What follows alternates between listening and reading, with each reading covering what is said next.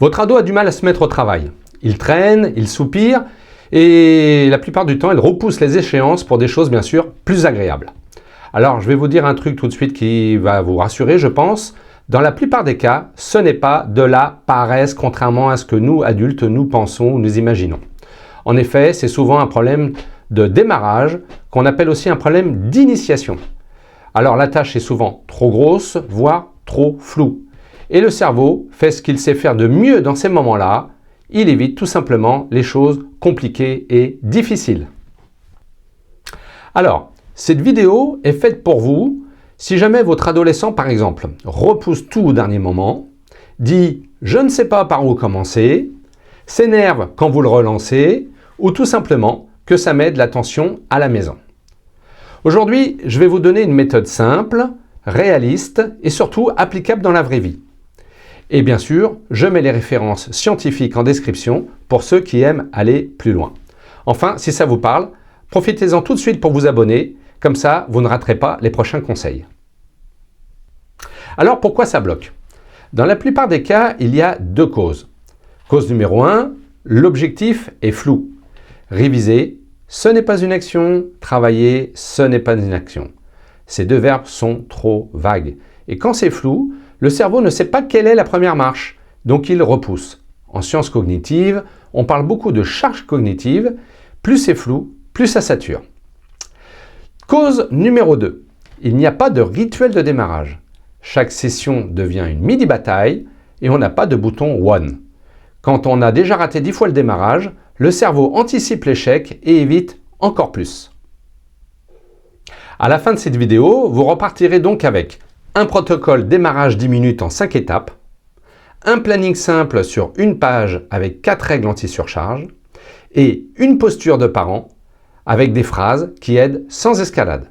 On commence par le plus important, tout de suite, le démarrage. Voici le protocole démarrage en 10 minutes. Je vous le donne en 5 étapes très simples et je vous résume tout à la fin. Alors, étape numéro 1. On n'attend pas la motivation. Point super important, on n'attend pas d'avoir envie. Le démarrage, qu'on appelle aussi l'activation, est une fonction qu'on peut entraîner. C'est une fonction cognitive. Donc on ne cherche pas la motivation, on crée l'élan. Et l'élan commence par une seule chose, la prochaine micro-action. On ne révise pas l'histoire, mais on ouvre un cahier, on lit un titre, on écrit 3 mots-clés. Il s'agit donc de se noder à un objectif d'action concret et immédiat.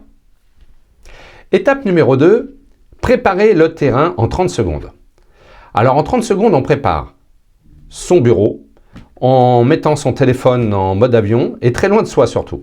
Je connais beaucoup d'adolescents qui gardent leur téléphone en mode avion mais à côté d'eux et du coup qui le consultent régulièrement. On prépare une feuille ou de quoi écrire, un stylo et bien sûr le bon cahier ou les beaux documents pour réviser. Pas 10 cahiers, pas 15 stylos, un bureau propre, clair, dégagé, avec 0 distracteur et une seule tâche à réaliser.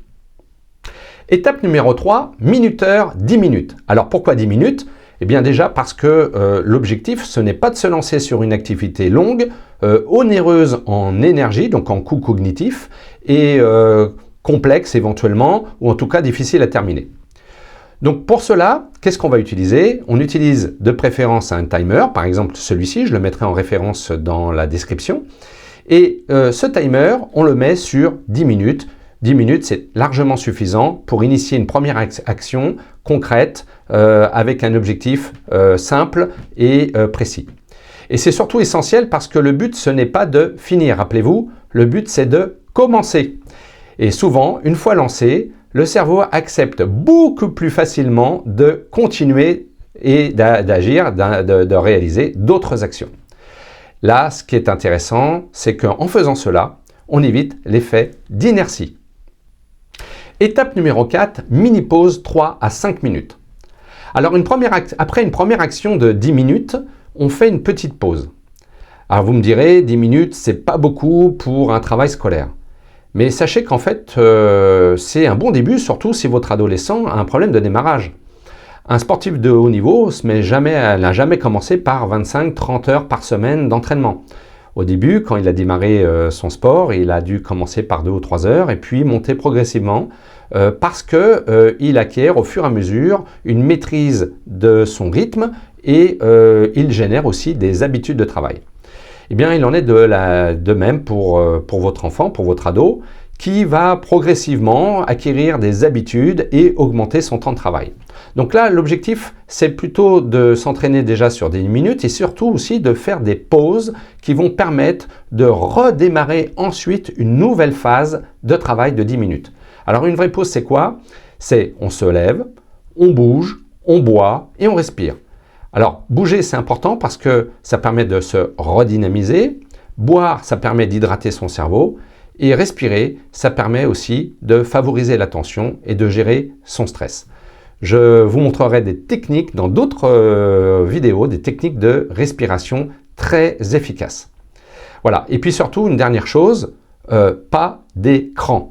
Voilà. L'écran, c'est quelque chose qui va venir casser l'élan et donc c'est quelque chose à éviter absolument. Étape numéro 5. Donc c'est une option. On refait 10 minutes ou on s'arrête proprement.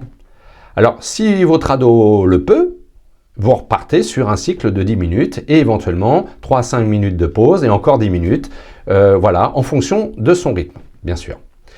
Si jamais vous décidez de vous arrêter, alors à ce moment-là, il faut s'arrêter bien, c'est-à-dire s'arrêter proprement. Alors, qu'est-ce que ça veut dire?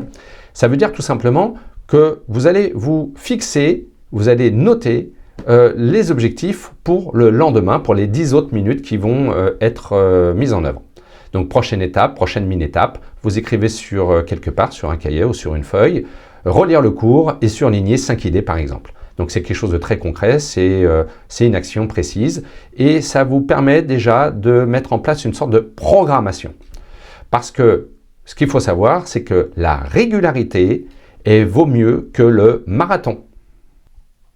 Alors, dernière étape de notre protocole de démarrage, l'autogratitude en 10 secondes. Alors, ça peut être considéré comme un bonus ou une option, mais en vérité, moi, je vous le conseille fortement parce que c'est essentiel. Alors, en quoi c'est essentiel et en quoi ça consiste? Ça consiste à poser une question simple à votre adolescent, lui demander, là, tout de suite, de quoi tu peux être fier. Alors, il pourrait vous répondre parce que moi je suis fier, parce que j'ai commencé mon travail alors que d'habitude j'arrive jamais à démarrer. Il peut aussi vous dire je suis fier parce que j'ai tenu 10 minutes alors que je ne pensais pas pouvoir me concentrer autant sur un travail. Ou encore, je suis content, je suis fier parce que j'ai réussi à faire la première étape de mon travail que je trouvais pourtant très compliquée et impossible à réaliser. Voilà, ça c'est fondamental. Pourquoi? Parce que ça aide à associer l'effort au positif et du coup à renforcer le faisceau positif que vous avez dans le cerveau c'est une référence que je fais par rapport aux travaux d'Henri Laborie et du coup ça facilite le démarrage pour les prochaines fois et les prochaines étapes du travail qu'il aura à réaliser. Ok, maintenant que votre ado sait se lancer, il reste un défi et ce défi c'est de tenir dans la durée. Alors pour ça, il faut un planning, mais pas n'importe quel planning, un planning qui ne surcharge pas. Alors souvent, après une bonne séance, on se dit, allez, on fait un planning béton, mais en fait, ça tient 2 jours. Donc là, je vous propose un planning simple, réaliste et surtout tenable. Le but, ce n'est pas un planning parfait, le but, c'est un planning qui tient, sinon, ça crée juste de la culpabilité. Alors je vais vous donner 4 règles très rapides, et l'objectif est bien sûr d'éviter la surcharge. Règle numéro 1, maximum 3 blocs par jour, au-delà, ça s'effondre. Règle numéro 2, des blocs courts, 10 à 20 minutes, et seulement si ça roule, on rallonge. Règle numéro 3, 20% de vide pour l'imprévu, parce que c'est la vie et qu'il faut pouvoir développer sa flexibilité, qui est aussi une fonction cognitive. Règle enfin numéro 4, alterner les types de blocs. Des devoirs, des révisions, des exercices, de la rédaction et ça évite ainsi la saturation. Alors on a vu le démarrage qui vise la mise en action et puis aussi le planning anti-surcharge. Il nous reste donc à voir maintenant un point qui change tout, c'est la posture des parents, notre posture d'adulte face à nos adolescents. Alors ça veut dire quoi la posture? Eh bien, c'est tout simplement la façon dont on s'adresse aux ados à la maison. Alors, ce qu'il faut savoir, c'est qu'un bon outil peut échouer et échoue souvent parce que ça finit en conflit. Le planning organise le travail, mais la posture, elle protège le climat relationnel entre ados et adultes. Alors, comment aider nos ados? Quelle posture avoir en tant que parent? Eh bien, aider déjà, ce n'est pas faire à la place. Et ce n'est pas non plus transformer chaque devoir en conflit. Je vais vous donner ici 2 listes, 3 phrases à dire et 3 choses à éviter. Alors, les 3 phrases qui marchent sont à dire sur un ton calme et surtout avec l'idée de pouvoir donner des choix. Donc par exemple, la première phrase, ça pourrait être « Tu préfères démarrer 10 minutes maintenant ou après le goûter ?» Donc cette phrase, elle est intéressante dans le sens où elle permet de donner une alternative à l'adolescent et aussi elle prend en compte son rythme de vie, son besoin, ses besoins en tant que jeune. Deuxième phrase, ça pourrait être écoute, on va juste démarrer, l'idée c'est de commencer, mais c'est pas de faire parfait.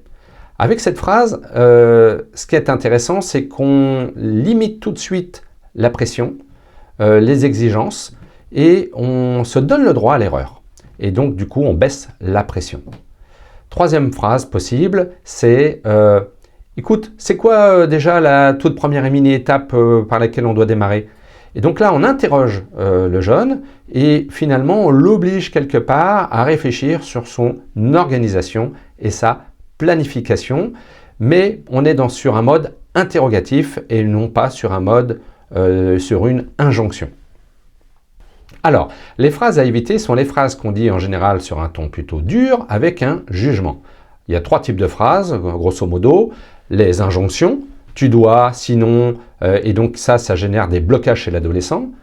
Les jugements, tu ne fais jamais rien, il faut toujours que je te dise de faire quelque chose, ça crée du conflit à la maison. Et enfin, les comparaisons et les menaces. Ce type de communication augmente le stress et provoque une réaction dans le cerveau humain, c'est l'évitement. En conclusion, si vous deviez tester une seule chose cette semaine, testez le démarrage 10 minutes. C'est petit, mais ça casse le cercle vicieux du type évitement qui génère du stress, qui lui-même génère des conflits. Et si vous voulez qu'on personnalise tout ça à votre situation, selon le profil de votre ado, ses contraintes et parfois ses troubles, alors vous pouvez réserver un appel découverte gratuit. Le lien est au début de la description sous la vidéo. Dites-moi aussi en commentaire si votre ado bloque, surtout sur commencer, plutôt sur tenir dans la durée ou sur prioriser. Enfin, abonnez-vous parce que dans les prochaines vidéos, je vais détailler comment gérer le temps et les pauses, comment planifier des révisions qui tiennent et comment protéger l'attention face aux distracteurs. Merci d'être resté jusqu'au bout et à très vite.